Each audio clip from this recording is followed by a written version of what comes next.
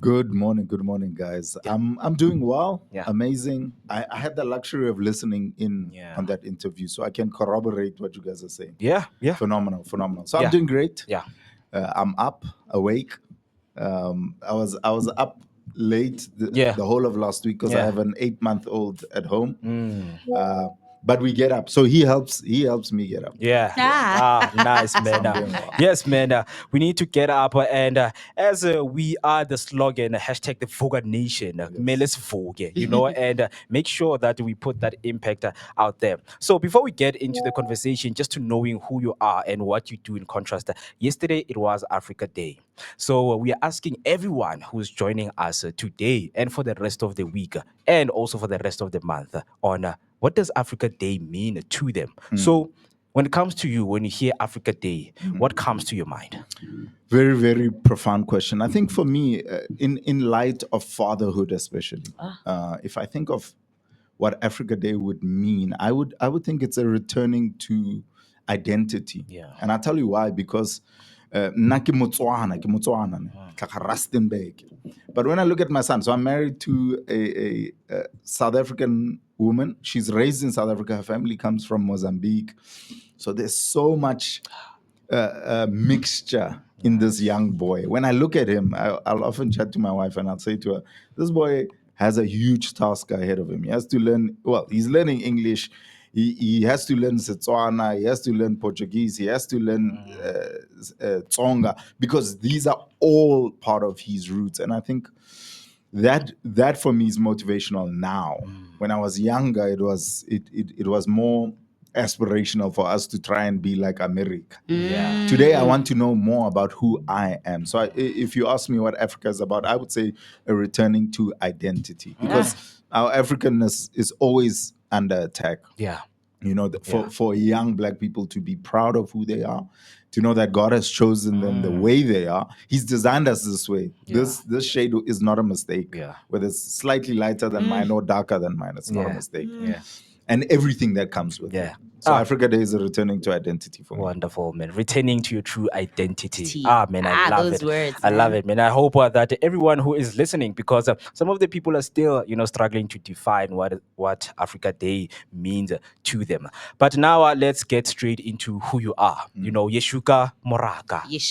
Yeshua Moraka, right? Thank you for that. A very profound name that he has there. Yeah, Yeshua. yeah. So I think you can also put that into how did the name come about and what does it mean for some of the people who don't know what Yeshua means, because you just mentioned that very, got a very powerful profound. name. Yeah, man. So please, man, take us through who you are, what you do.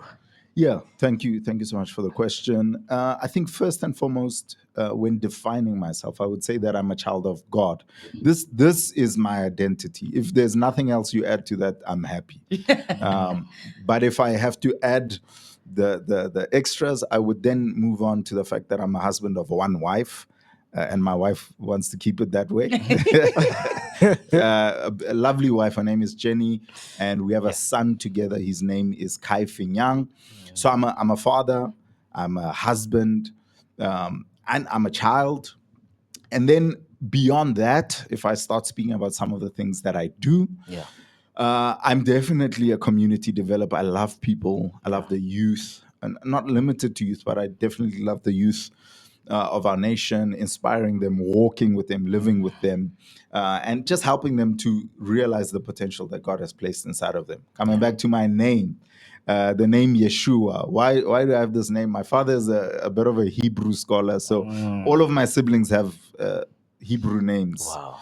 What's interesting is that he named us, each has a Hebrew name, and then we have another name. So to represent different parts of the world. So I'm Yeshua Francois to represent it's Hebrew and then Europe.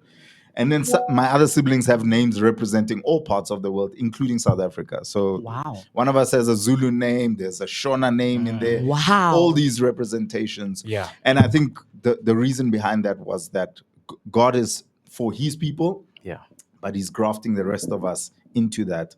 And what does it mean? Yeshua, direct translation is Jesus. Told ya. The definition of the word, though, is God saves.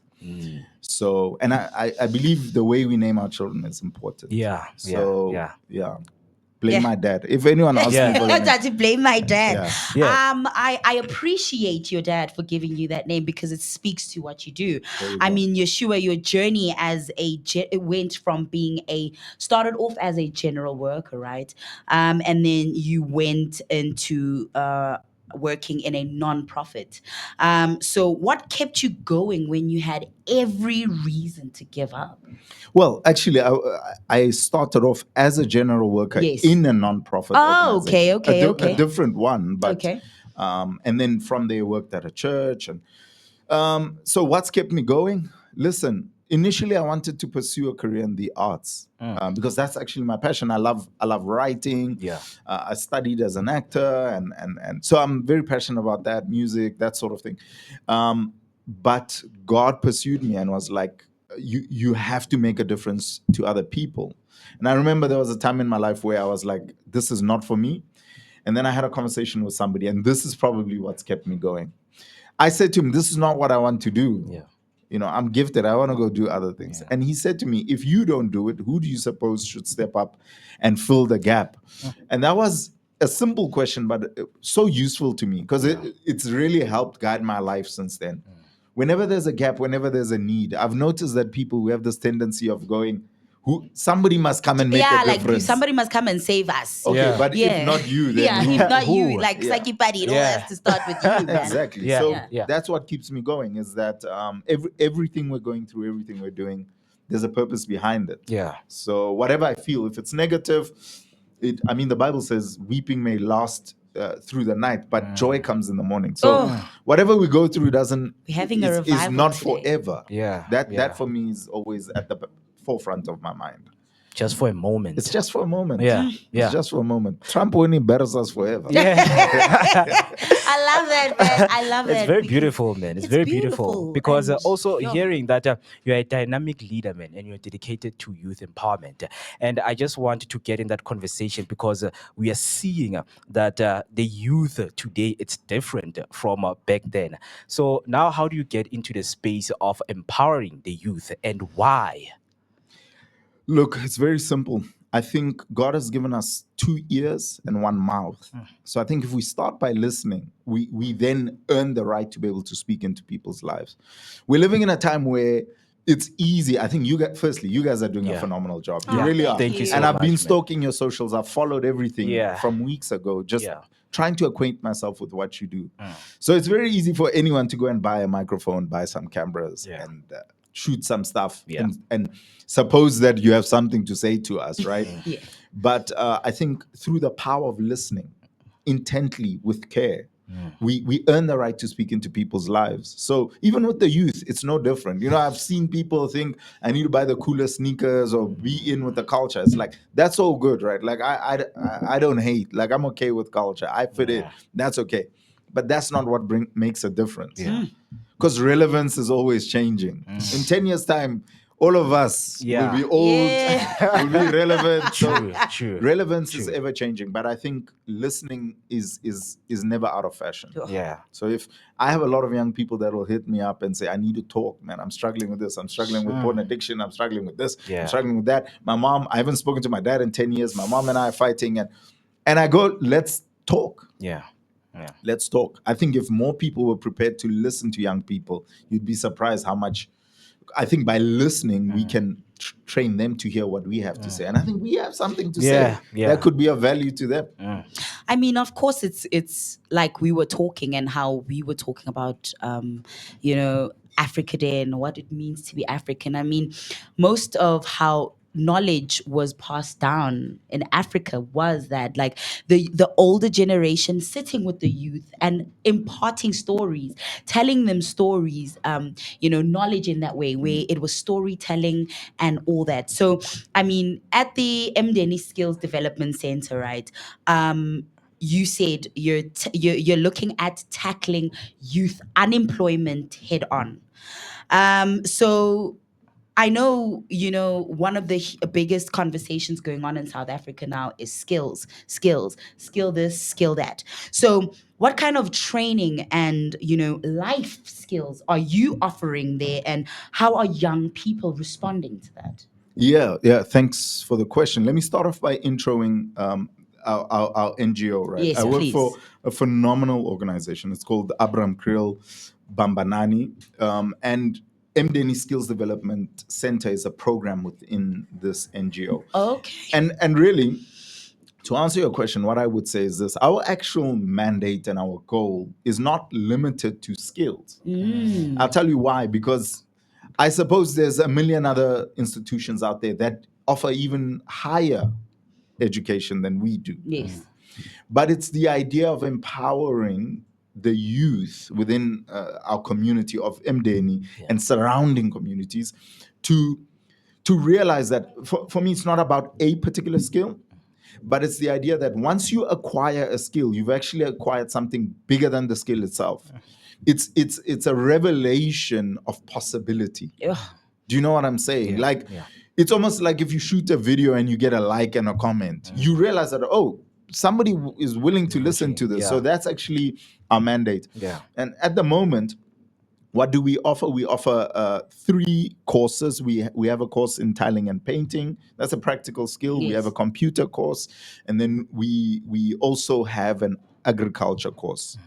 And yeah, our courses speak very much to, like, sometimes I feel like skills that are innate to us as It's true. Africans. I was Yeah, about to yeah. If you say. think agriculture is very innate to us, and it's something that I even feel like as we develop as a society, Yeah. it's something we need to return to. We do, because I mean, food security depends on it. Oh, that's another chat altogether. We in trouble. Yeah. I mean, one of the biggest things is connecting with the community. Now, let's speak about this unique ability of yours, which is connecting with the youth. Yes. Please just walk us through that, because I know different and other leaders who failed and say, you know what, the youth, man. They are a group of people who are troublesome and hard to connect with. But now, as you, how do you do it? I mean, if somebody described me the way you've just sort of reiterated how Yeah. people speak about the youth, Yeah. I would not be interested In to speak. anything. Yeah. I mean, I like using the analogy of love for everything, because everybody can relate to love. We are all either in love or we've been heartbroken. Yeah. Whether you've been in a relationship or Yeah. not. Yes. I had a crush on her and she didn't want me back. My heart's shattered. So we can all relate to that. And it's this: I'll often ask, hey, ladies, if a guy approached you and everything like he just nitpicked at all the things that are wrong with you, and then said, hey, would you like to go on a date with me? How many? I mean, who's gonna say, yeah, sure, let's do this? No one. So I think that's the first mistake: is that we start by critiquing their mistakes. So how do I do it? Very simple. Number one, I've been a young person who's made countless errors. Yeah. And even as an adult, I make countless errors. Yeah. So I think I get down from this pedestal. Sometimes when I listen to adults who speak to young people, sometimes we're very preachy about it. Yeah. You young people, you this, Yeah, you there's a that. certain Yeah. filial piety to Oh it. my lord! So, and I give a practical example. This is something I've witnessed, right? Where we had an elder uh, reprimanding a young person who was getting married about the things that they were doing, only to find that the elder who was reprimanding had made the same mistakes. Yeah. And I was like, you need to approach this completely differently. Yeah. You need to get that person under your arm and just say, hey, listen, I've been here, brother. I've been here. We ran away. We did this. We did that. So I think by doing that, you really win. I do it practically. Can you imagine where I work? What I often like to do is get young people, when we have a new cohort, I literally get them into a room. Yeah. And I start by degrading myself. Or I love self-deprecation because it's useful. And I'll Yes. sit them in a room and I say to them, guys, whether you like me or not is irrelevant. Okay? I get it. Like, we don't even come from the same corner of the world. Yeah, I am Kichi's boy. I'm coming with my accent. When you are where you are, I don't really fit in. And I say, okay, great. Like, if you wanna judge me, judge me. That's okay. Your accent, my accent tells us nothing more than where we come from. Yeah. Right? You didn't choose that, I didn't choose that. But we are here now. So what are we gonna do about it? And I always say to young people this: sometimes the Lord wraps the answer to your question or your prayer with the wrapping paper you don't like. It's a person who doesn't sound the way you want them to sound. I'm telling you, without fail, once I've done this, very easy. It's very easy to connect, because then they realize, oh snap, we're not so different. He's just human. We are, and then the another thing that's attached to that is really, I believe it's about affirming the value in people. For a lot of young people, they've never been affirmed. So sometimes, just looking a person in the eyes and saying to them, I've noticed XYZ. And I want to tell you that that's amazing. It's so amazing. You don't even realize your potential. And you'll see how shell-shocked a person is. For many people, it's the first time they've ever heard something like that. That keeps them going, man. Yeah. The power of affirmation. Yes, have you seen, just by telling someone how beautiful, look at how beautiful your smile is, it just makes them smile more. Yes. So you're talking about focusing on the positive attributes of our youth more than critiquing and, in a way, downing them on what they haven't perfected, because I mean, life is a journey, and they're essentially at the beginning of theirs. So I mean, you talk, like you say, you've led youth ministries and mentored hundreds. So now, from doing that, what are the challenges, the biggest ones, of course, that you have noticed that young people face today, and how do you help them overcome those? Without fail, the biggest challenge that young people have is inconsistency. Wow. Because listen, often we're dealing with the symptoms of a deeper root issue, right? So people will complain, oh, young people are using substances, they're doing this, that. I'm telling you, you dig deep, you'll find that there's inconsistency, and inconsistency often is spurred or fueled by insecurity. Do you know what I'm saying? Think about it. Like, if my dad left at a certain age, okay, he's back now, we have a good relationship, but he left at a certain age, that birthed insecurity in me, made me very inconsistent. When you are not used to stability, it's very difficult to be stable. And the second part of your question is, how do we engage that? Well, how you tackle inconsistency and insecurity. Number one, insecurity, I've already answered, is through affirmation. But how you tackle inconsistency is by modeling consistency. I like to say this because sometimes when I speak this way, people say, "Oh, that's very philosophical." let's be practical about it. And I always say to people, there is nothing more practical than being consistently that which you preach. And then you have to. I like to emphasize this, man. You have to earn the right to speak into people's lives. People want to come for a 3-day workshop to change people's lives. Guys, it doesn't work. No your life has never been changed by a 3-day workshop. Even if it was, it's what happened is, within that 3-day workshop, something grabbed you about something you've heard and have witnessed. That's why when I'm moved in a 3-day workshop, I don't call the facilitator, I call Yeshua, that I know. This guy, he's been preaching us for the last 3 years. I finally get it. That's always the case. Then I have some young person I haven't seen in 4 years suddenly call me. Can we meet for coffee? I need to talk to you about something. Right? So I think it's through consistency. Whatever you desire to see. What's the saying? Be the change you desire to see. Wonderful, man. Wonderful. Because by listening, you earn the right to speak. You know, 100%. those are beautiful words, man. Those are beautiful words. I mean, with the work that you're doing, man, I think someone would want to know, man, in terms of the inspiration that you equip on these young ones. Because now we spoke about connection. Now I want us to speak about the challenges that you always hear when young people, approach you. So I'm just trying to mitigate this thing of maybe if a young person is listening and then they hear you on this platform, like, I don't think Mr. Yeshua can speak to me about this depression that I'm going through. So what are some of the challenges, and what is it that you would like to say to someone who's listening?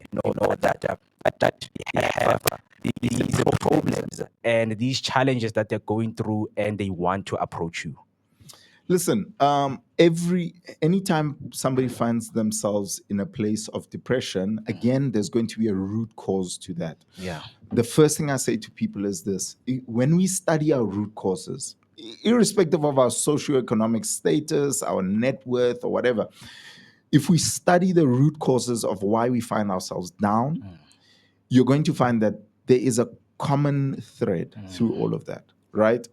And so once we understand that, you can understand and accept this, that Yeah. there is just about anyone can connect with you. I don't always have to know the or understand Yeah. experientially. Let's put it that way. I don't have to understand experientially every little thing you've been through, because the truth is, you might tell me that you grew up in very difficult circumstances. I mean, I have a young guy who I've been mentoring, and he listen, when he sat me down and expressed his life experience, I realized I have no clue what you're going through. Yeah. Listen, talking about I'm at home, I'm forced to be the man of the house. I said to him, listen, I'm raised soft. My mother took care of me. I actually had to say to my mom, stop. Yeah. I think I need to be a man now, when I was very old. So, but how was I able to connect and speak to a young man like that? I was able to connect with him because I showed him, hey, listen, maybe not in the area you're struggling with, but let me show you how I ended up on antidepressants. Wow. Let me show you how. I have a family member that's close to me that nearly took their life multiple times. I witnessed that. Let me tell you, that scars you in a different way. You know, I've family members that are addicted to drugs. That scars you in a different way. I've experienced things that are different. My dad left at a certain age. I didn't have somebody who could guide me through life, and I was alone. So maybe not in the exact same way, but Yeah. you'll notice that you felt pain, I felt pain. And by the way, I don't need to study your pain and get a thesis on your pain. Am I here to study your pain, or am I here to point you to a solution? Yeah. You don't want to stay there. Yeah. Yeah. So I think for me, that's how I speak, and it seems to resonate, you know? Yeah. It seems to resonate. Nice. Yeah, man. I mean, depression, bullying, and broken relationships are tough realities Yeah. for our youth. Yeah. Yeah. And I mean, I love that you're using this platform, to build that resilience and create that hope, and that within your line of work, that's what you do. So, I mean, now let's talk about wins, right? What does a win look like in your life, in your line of work? And of course, can you share perhaps a success story that Absolutely. has stayed with you up until today? Absolutely. So, coming back to our specific work, okay, I'll use one example because this is a young man that I love so much right now. One day, I'm at our skills center. We had students that were doing our computer course, and there was one young man in particular. Now, I was outside and just walking around. I don't remember what I was doing, and there was a young man who walked by me with a group of people, and I can't remember what he was doing, but he was very loud and he was just jovial. He was just full of so much joy. And I turned to somebody and I asked them, "Who is that person?" Because okay, bear in mind, I'm not a facilitator there. So there's a lot of students. It's not like I know everybody by name. Yeah. I actually have a team. They're even more phenomenal people than myself. Yeah. So I see this young man and I'm like, "Who is that?" And somebody tells me, "Oh, this is his name, whatever." I said, "Please ask him to come and see me in my office." And he comes to my office and we have a conversation, only to discover that his smile was hiding Yo. horrors that you just, I mean, was Cannot shocking, imagine, like, yeah. but we started to chat. And what drew me to him is just his essence.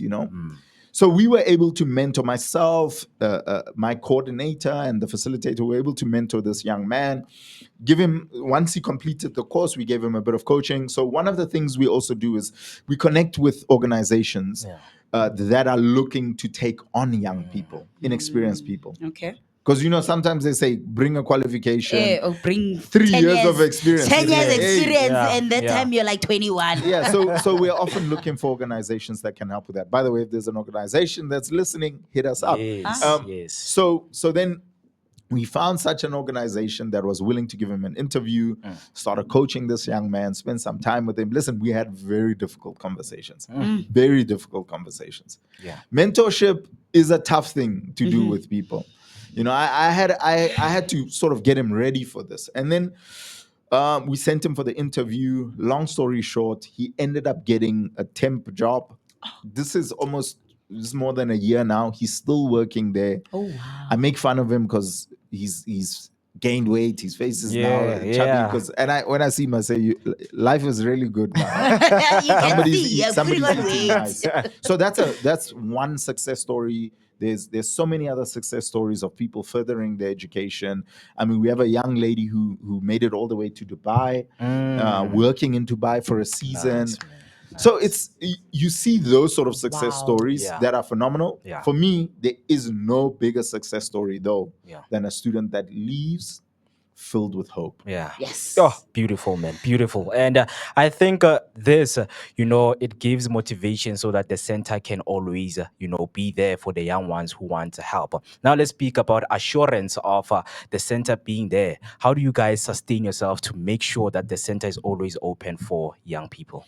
At the moment, our funding or funders or people that work alongside us would include the Department of Social Development. We get funding from them. So big shout out to the department.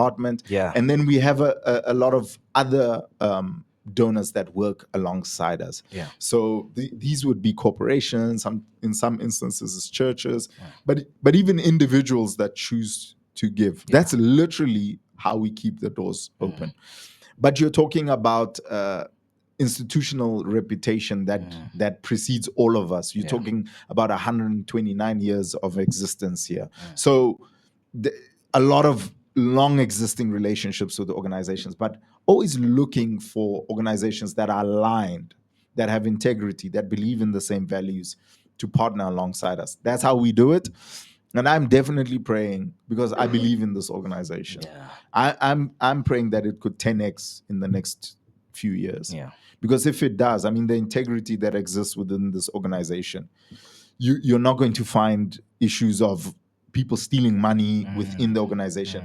What we get reaches our beneficiaries. Yeah. And that's why I work here now. Yeah. I would leave tomorrow if that changes. Yeah. So that's how we do it. Nice. In conclusion, TC, last Yeah, question? because I mean, this speaks to what I wanted to ask you right now, which was, what's next for you, and your vision for youth empowerment in South Africa as a whole. Yeah.